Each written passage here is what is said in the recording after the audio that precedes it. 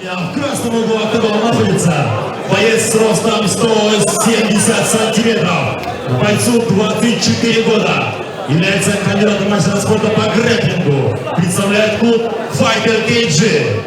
Ислам Кочурбаев!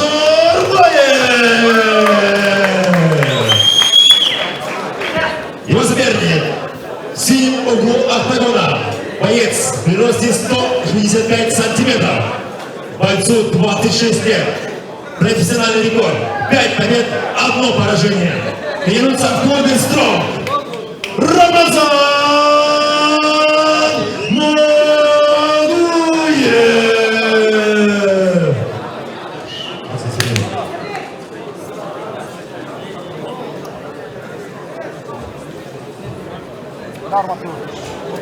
Аллаш Мушташ, Шулюдин, Дорожи, Жупаге Джеттик, Стронг спортының жергілікті зал ушул залда машығып жүрген Рамазан Магуев ал корпустан шықты Лиман атандашы на Fighter KG спорт клубының өкілі Ислам Кочурбаев.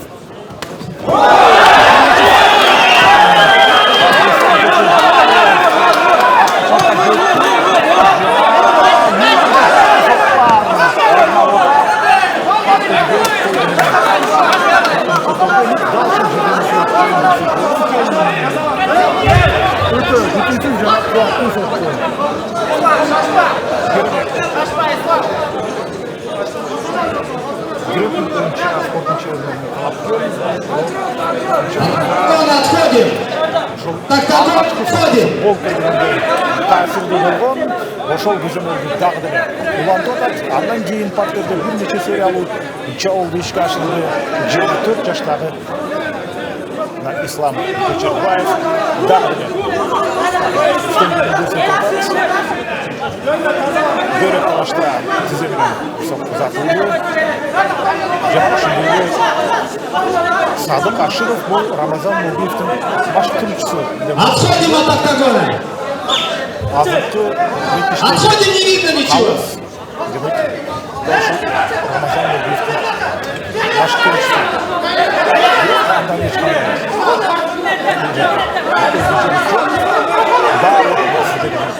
kalmaz. İslam Kочурбаев негізінен 61 салмақта мешкер жоқ. Ошол мезгилде Рамазан Магуев 57-де ачын беттешип жүргөн. Азыркы салмак категориясында дагы бир Тамай сокку. Эми гана Рамазан Магуев биринчи рет ошол Өткен алалға тұрап қойсақ, өткен бұға чейін жалан қысымның үстінде жүрген. Ислам Кочурбаев, сбился, удар коленом. Магуев пропускает. Много пропустил, но пока что первый раунд доминирует Ислам Кочурбаев. Отлично футфорк он демонстрирует. Ставит движение, боковой удар. Так, хайки. Сильнее нужно вкладываться. Так, Магуев попадает. Размер. Корпус. Обзор. Пытается сейчас вывесить у кого. Челюсть крепче, голова тяжелее, да? Рамазан Магуев. Прижат у сетки. Рамазанның жаны темірден екен шындығында. Держи туда. Секунданты, присаживайтесь! Аяғында кәдімгідей өзіне келе түсті. Көрдіңіздер, бірнеше соққында азапты. Остановился быстро.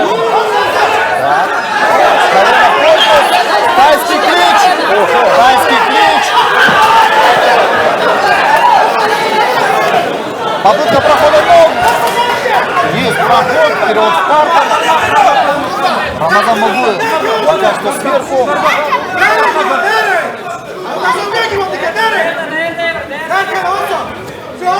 Пытается сейчас выйти на треугольник Ислам Кочурбаев, но пока что не удается ему. Добивание.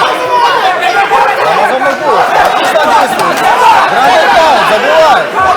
Отличный поединок. Снова попытка выйти на добивание.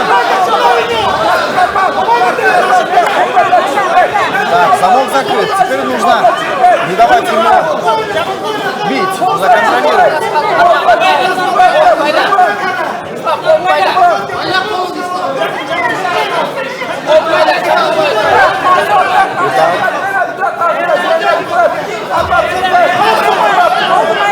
Ең қызықты раунд деп айтсақ болады, бұға чейін болған барлық беттестердің арасынан Рамазан Нурбиев шындығында жиынтықтаушы, бірінші алтын жиынтықтаушы бөлігін бірақ аға чейін Ислам Көчербаевтың қаншалық жүкті екендігін көргенбіз, бірақ ошол мақсатының аяғына жеткіре албай қалды бе, Рамазан Нурбиев өзіне келіп, андан ары шешесіп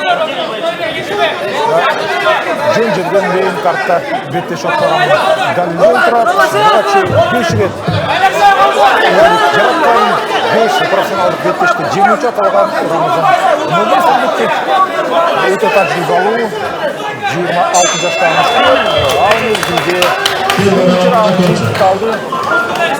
Екінші кергеттен әлбетте ұрақшылық білдірсек болады. Егер де UFC-дегідей ең мықты беттештер таңдап отырсыз, аяғында өзінше бонус тастады. Ошондай болса мүмкін дәл ушул Рамазан Нурбиев менен Ислам Көчербаевтың беттеші таңдалмақ. Жоқ дегенде бірінші раунды әлбетте ошондой болду. Есіңіздерге салып коелу, бул эки мушкер бири-бирине чыкмак эмес. Файткард боюнча Ислам Көчербаев ал Рахманали Сулайманов менен беттешмек. Ал эми Рамазан Нурбиев ал Султан Орозмамат уулу менен таймашпак.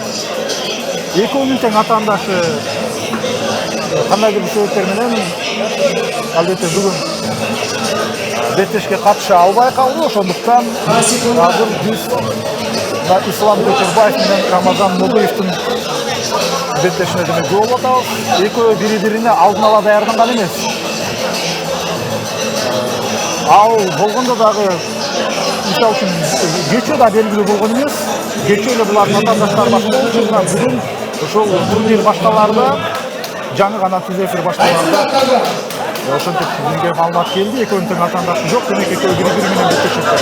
Мүмкүн ошентип кызык болот, анткени бири-бирин алдын ала изилдегенде убакыт болгон эмес. Кандай болгон бизде дагы азыр меймандарга өтө сонун атаандаштын сонун түзүп атат. Экинчи раундда экөөнү тең ийгилик каалайбыз. Жана албетте биринчи кезекте кызыктуу кыймыл аракеттерди күтөбүз. Биздин жаныбызга Ислам Көчербаевдин секунданты жайгашып калган экен. Анын сөздөрү сиздерге угулдуу угулган жокпу? Тизе менен иште деген.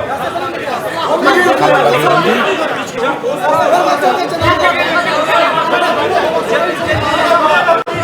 Азырынча эки мушкеттен батынган жок, биринчи номермен иштегенге. Бирок канча алуу көркөт чыкты, ал оң кол менен Ислам Көчербаев жооп берди. Бир сотко эки сотко менен тизени кошту, жана бутун алдырды. Кайрадан пар берди Рамазан Нурбиев. Атаандаштын исимде азырынча акырын жай берип баштыра сотлар түзөтүп атат. Эми соккунун багытын которду. Ошол тизе менен чабуулга чыккан учурда бутун алдырып койду. Дал ушул нерсени албетте бүткөн Рамазан Нурбиев. Андыктан тактикалык жактан ал туура чечимди кабыл алды. Азыр ошонун жыйынтыгын түшүнүп берип атат. Себеби партерде атаандашты көзөмөлдөп турган учуру. Бирок өтө кооптуу деп ал жок. Анткени Ислам Көчербаев бул жерде бутун байлап алган, ошондуктан колун тартып кеткенге, колун байлап кеткенге аракет кылып атат. Кандайдыр бир опут алды деп очундурдум атат. Мындай болсо Калыс Садык Аширов мушкерлерди тургузуп кайрадан туруу алганда беттешти улантырып коюшу ыктымал болчу.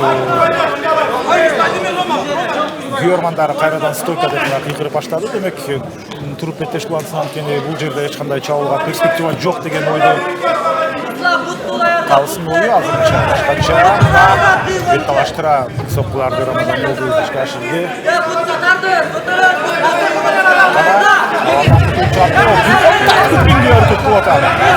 Ислам Көчөрбаев. Ал партерден начар болушу мүмкүн эмес. Fighter Cage спорт клубунун өкүлү болгондон кийин ал жакта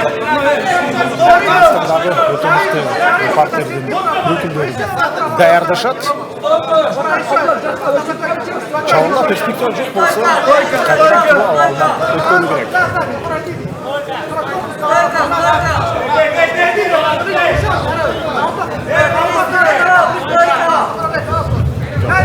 Мындай жерде жарат кетиши.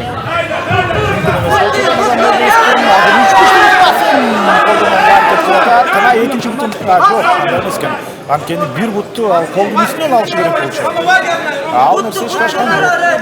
Бирок Ислам Көчөрбаев жөн гана жатып калган жок. Соккуларды жөөдө өтүп алганына карабастан, бул позициядан чекинип чыкканга аракет кылып атат. Но ему очень сложно, силы оставили его. Видно, что устали бойцы, видно, чувствуется это. Поэтому очень интересно, чем завершится поединок. А вроде начинали поединок бойцы очень хорошо. Но вот в конце, конечно, да. Подсели ребята уже. Рамазан Богуев пытается сейчас посредством добивания поддержать победу, но пока что рано. Не хватает сил Исламу Көчөрбаеву. Удар по корпусу. Так, нужен свип. Отличный контроль демонстрирует Рамазан Богуев.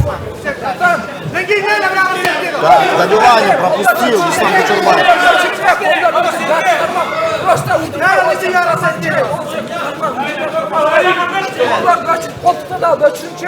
Контроль есть, да, контроль есть.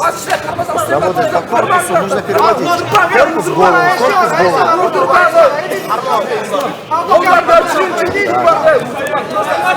Биринчи раунд менен экинчи раундда бири-бирине окшош Да, жок. противоположности друг другу, я бы сказал.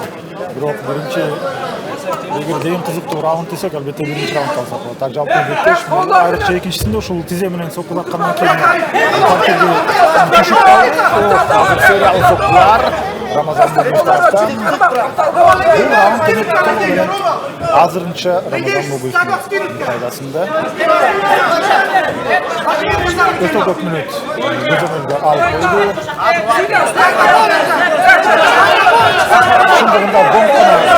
Ну здесь столько не нужно активно сесть. Причем тут столько. Нужно дать бойцам поработать в партере. Я бы понял, если бы активности не было. Активно сесть. Завершается второй раунд. Ну здесь, конечно, у Богуева Рамазана очень неплохие Только шансы. по 2 секундата, уважаемые. Экинчи раунд толугу менен анын пайдасына өтөт. Биринчи раундда башында Ислам Көчөрбаев мыкты болду, андан кийин аяк жагында кайра Рамазан Богуев отурду. Кандай болгондо дагы менин оюмча кетүүчү раунд үчүнчү болот. Бирок Беспешмазбек сен айткандай өтө көп күчүн сатпай алды Ислам Көчөрбаев. Жыйынтыктоочу раундда кандай амалдача болду экен? Впереди еще 2 раунда у них. 3-й, 4-й, 5-й. Жок, бул титулдук таймаш эмес.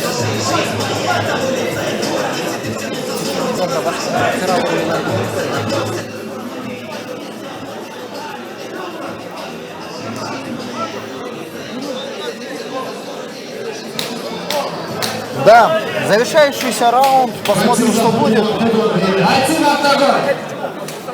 Очень сложный поединок для обеих. Первый раунд остался за Исламом Көчөрбаевым. Второй раунд за Рамазаном Богуевым. Бойцы в октагон. Третий решающий раунд в этом бою. Чечүүчү раундга да ошентип жетип келдик. Тыныгы дагы артта калды. Өтө чыдамсыздык менен күтүп атам. Кимиси кантип үйдүнүккө жетет болду экен. бири-бирине чындыгында татыктуу иш көрүп атат. Aldın ala böyle bir Өтө бири-бирине каршы.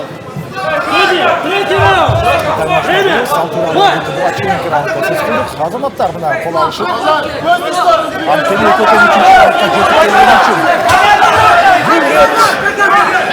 демек Ислам Кучурбаев буга чейинки раундда чындыгында катачылык кетирип алган жана катачылык эмес төөкөлгө барган болчу. Бирок болбой эле биз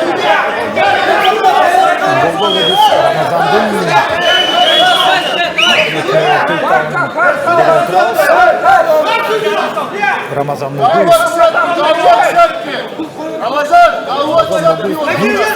партияда артықшылыққа ие отырған болса, оңой менен андан кутулчулар түрү жок. Ошондуктан демек бул абалды бул чейин колдонот го дейм. Ну да, Рамазан сейчас перевел в партер, отлично контролирует, ну пытается залежать соперника и забрать по очкам. Почему бы нет? Почему бы нет? Но удастся ли ему сдержать все 5 минут? Это другой вопрос. Очень сложный поединок, вязкий такой, энергозатратный такой, силовой. Корпус в голову, как всегда, классика Гранд Паунда. Лучшая традиция Хаммерхауса.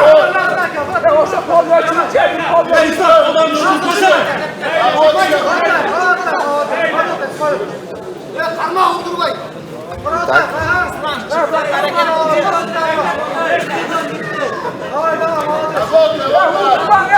Все так же работает из гарда. Рамазан Мугуев.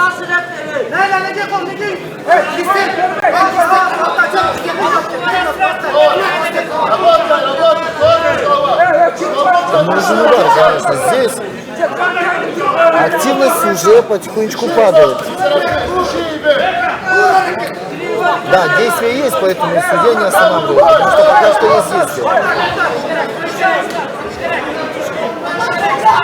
Я думаю, все 5 минут мы увидим.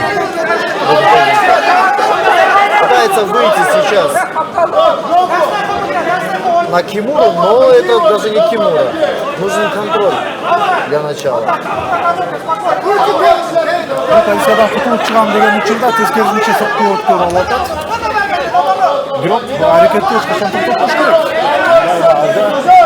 Молодец, Рамазан, помните, в первом раунде он упал, то есть нокдаун был, но быстро восстановился и сейчас 2 раунда подряд контролирует. Ну, по очкам пока что Рамазан.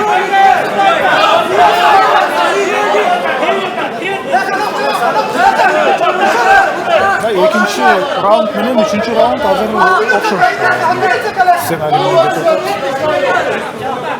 Ошо Рамазан Нурбиев үчүн демек чечүүчү учур дал ошол. Жанагы Ислам Кучурбаевден алгачкы демек соккулар кетирип алган мезгил болгон экен. Ошол алдан кутулуп кеткен экен. Коллега, хочу отметить, зрители подсказывают, кричат, требуют, чтобы остановили стойку, но действие не прекращается, есть активность. Есть действие, есть активность, почему должны перевести в стойку? Все правильно. Вот попытка, как Кимуру сейчас пытается сделать Ислам Кучурбаев, но это не Кимура.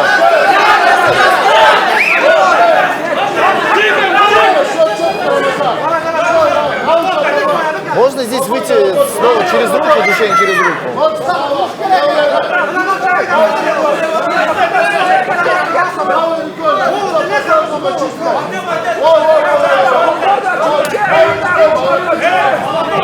Ну, думаю, уже, в принципе, все.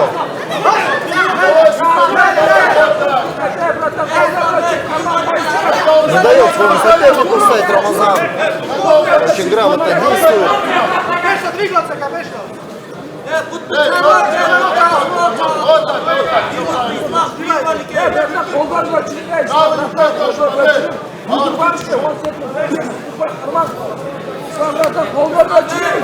Ошентип мына жыйынтыктоочу раунд азырынча толугу менен Рамазан Нуриевдин пайдасына болуп атат. Эгерде кандайдыр бир өзгөчө бүтүндөгөн аракет менен эле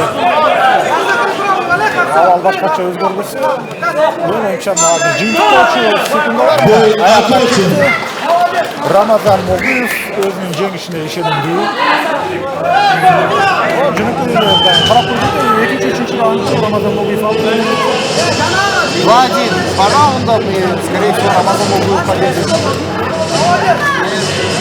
Эми расмий чечимди күтөлү. Алдыда дагы 6 беттеш калды. Аралаш мушташынын жерландары. 6 беттештин 3-өсү Далшын Бейнкартта, 1-өсү Ардагерлер ортосунда. Андан кийин эки таймаш бар. Победу единогласным решением судей одерживает Рамазан Нуриев! Куттайбыз Рамазан Нуриевди, анын жерландарын Бойцы выходим, остаемся в октагоне. чындыгында татыктуу жеңиш болду. Для награждения Экинчи раунддагы анын Толтоныш, абалы Жексенбаев, керек.